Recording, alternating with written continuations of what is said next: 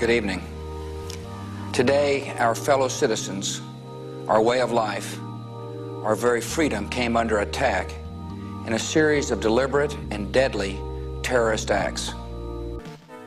In the early 2000s, many Americans would recognize this year, or at least maybe the month, as the day 9/11, or the day of the terrorist attacks.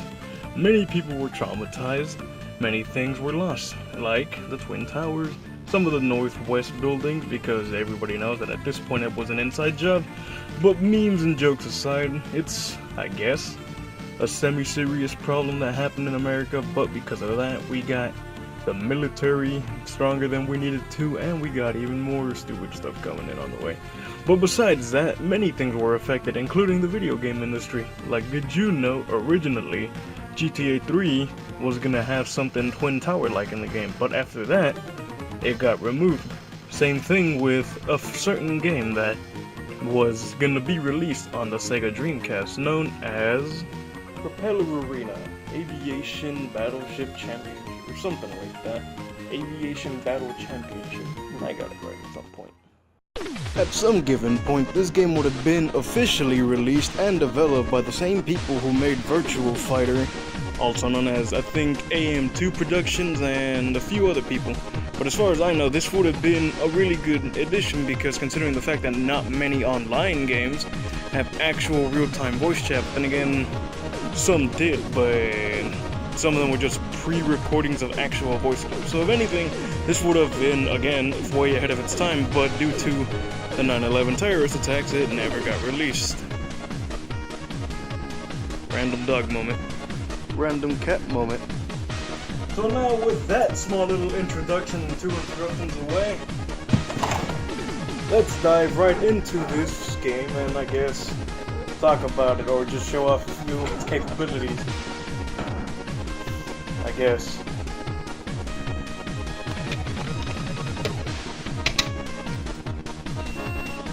It's funny because, like, I did say this was really complete to the point where any actual complete game would tell you otherwise on the little VMU. Not sure if you can see that, but there's just a small airplane on there. So yeah, that's a sign that actually shows the game was official and actually complete, as most games kinda are. Except for the Cave Story Dreamcast copy, that one doesn't show shit, it just powered on, that's about it. And beeps when you sleep. So as we're jumping in, you might realize that as soon as we load the said game, it's gonna cancel and then reload that exact same intro sequence, just for the fact that this is not an official release, as it is more of a, how do you say, rare reproduction disc, I guess, in a sense. So, yeah. Produced by Megalex, and as I mentioned earlier, also produced by AM2 Productions. In a sense, this game would be kinda, at the time, it would have been like a game mixed with Quake and Crazy Taxi. So in a sense, yeah, it's like an arena shooter, as you're about to see. And as you can see, we have different selectable characters, just like Eagle Gem, Shameless Cats.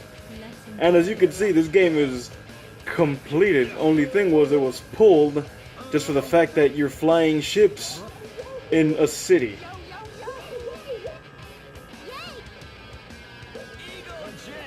Now, ironically, while this is going on, it's actually interesting because there's full-on voice actors, actual, I guess, CGI, not CGI, but some good cutscenes.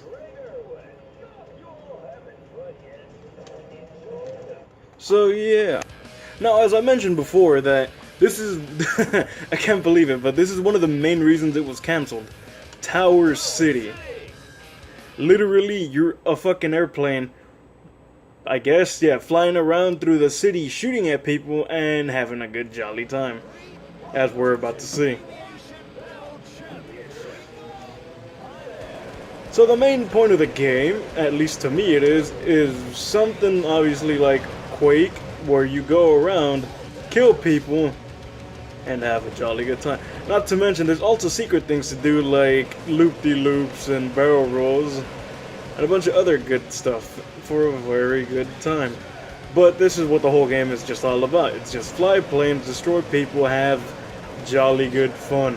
And as anybody can see right here, at the very top of this said tower, at least not that anymore, there they are, power-ups, which involves obviously offensive, defensive stuff for you to enjoy. Yeah, 9/11 related much? I think so.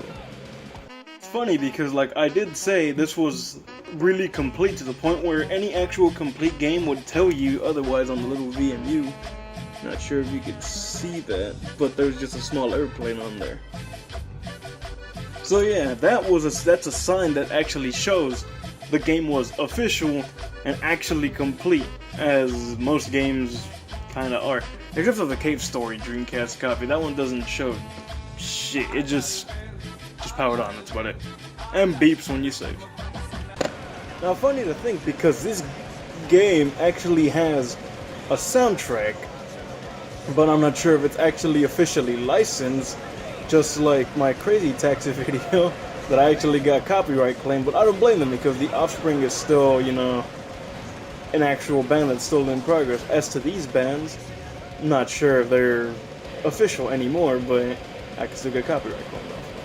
But other than the game, that's all you do. Unless you're playing single player party mode, and which by party mode, yeah, all you do is just fly around and fly. I'm joking. No, what you do is, it's just like Quake. You go, or at least back in the day, or if it was released, go online, meet some friends, battle people, talk smack to each other via Dreamcast microphone, if you had one, and if you didn't, then most likely you would have to be typing it out on the keyboard if this game was keyboard compatible, which, according to the back of the box, it isn't.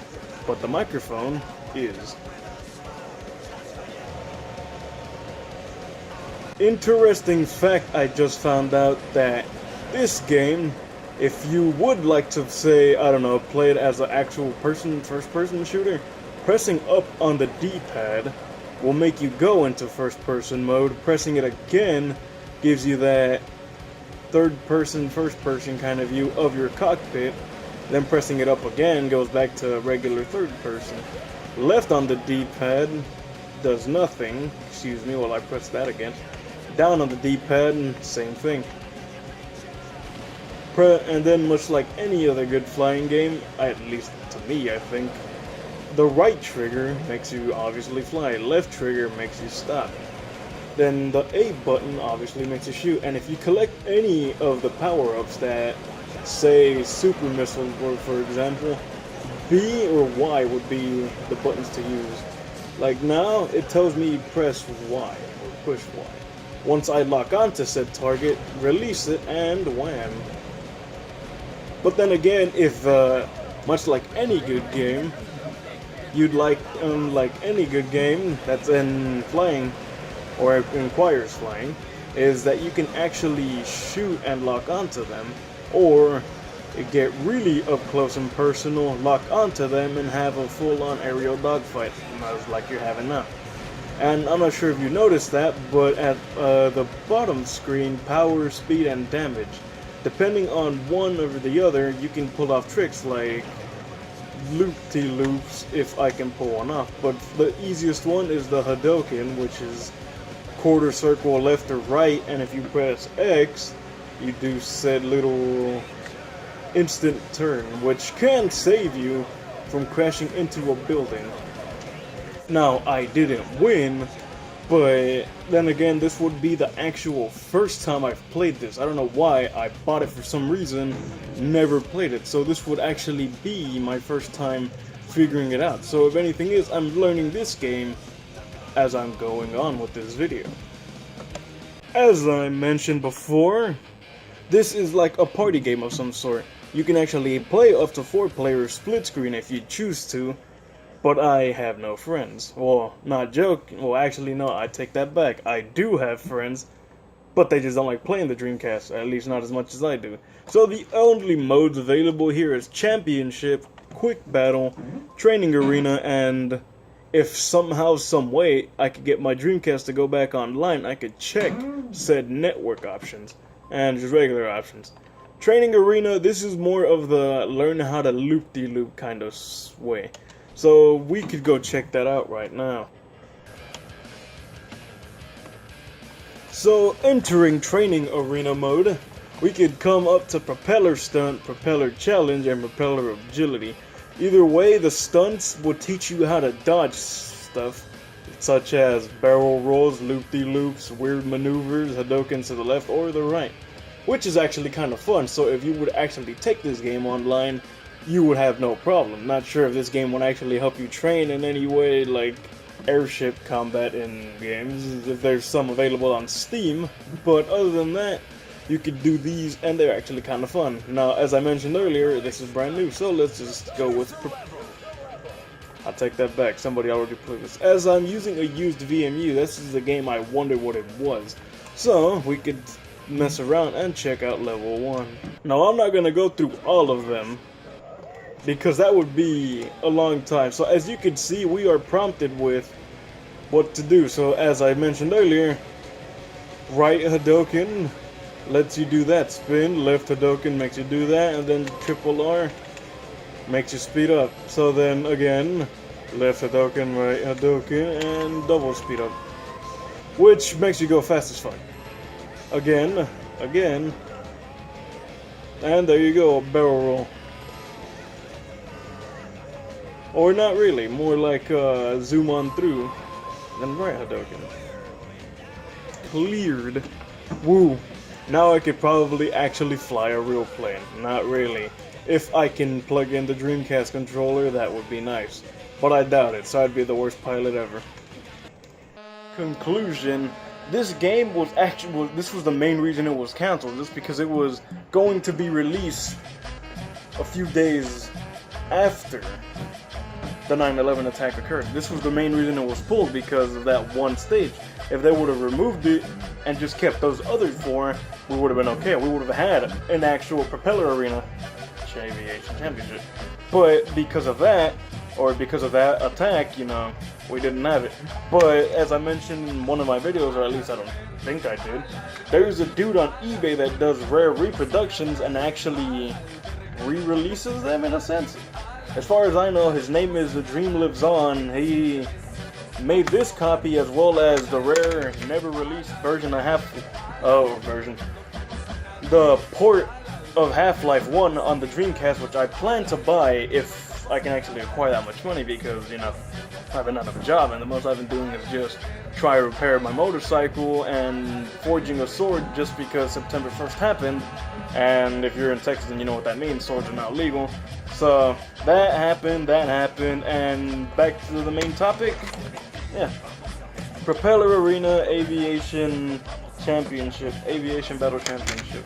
If you want to buy it, if you're a Dreamcast owner and you love playing any game on it, I recommend you buy this game. I only got this one for $25, but then again, the dude who I bought it from, he sells all of his games for $25, just like the games I have here that are his, or not his, that I bought off of him,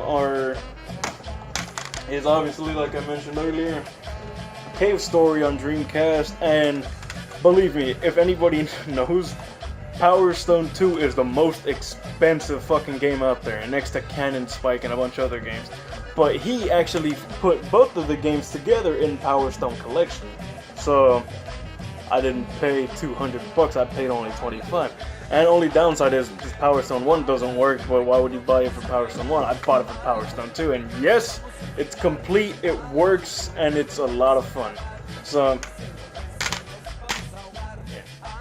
Aviation Battle Championship. You want to buy it, I recommend it to you. It is amazing. Best $25 I've ever spent, besides, I don't know, pizza or some bullcrap, I guess. And repairing the motorcycle by myself. So, this is Buggies, I guess.